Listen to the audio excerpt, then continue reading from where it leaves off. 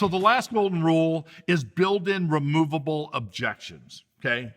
And all these golden rules, there's no specific order. They apply throughout the entire negotiation, but it's having removable objections. Okay, removable objections are adding things into the negotiation that you can afford to take out. Okay, it's like me and my wife, when we go out and buy rental houses, okay, we have a specific dollar amount that we have in mind for that house that we are willing to pay.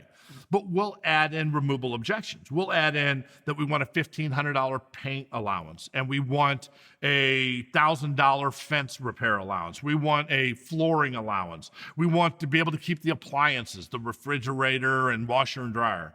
And the reality is, those things aren't really that important. Yeah, they're kind of nice. But what we really want is the price. Everything is based on the value of that house, on why we're buying it, and what the price is.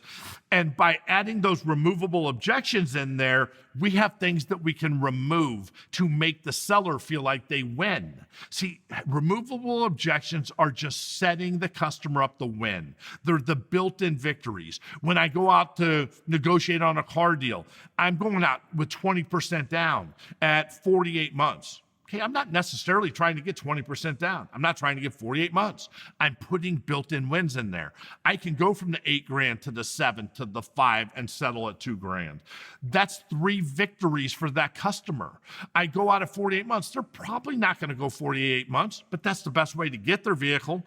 But then we go from $876 a month to $650 to $525, and we settle it at $495.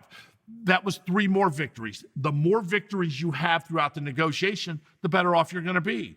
But it's understanding that when you go out with short-term money down, it's not for an atomic pencil. It's not to peel the customer off the ceiling. It's to show them the best way to get their new vehicle, have removable objections so you can give, set that customer up for a win. And that's what creating that win-win negotiation is all about. You can do removable objections on a trade when the customer wants $14,000 for the trade and you're at $13,000.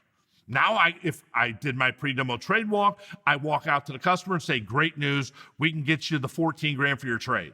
We just need you to replace the tires because they're bald. We talked about that earlier. Fix that ding in the quarter panel and the windshield, and we can get you $14,000. Or if you would rather us handle all those things for you, it'll be $13,000. Now, do you want to handle those yourself, or would you rather us take care of it for you?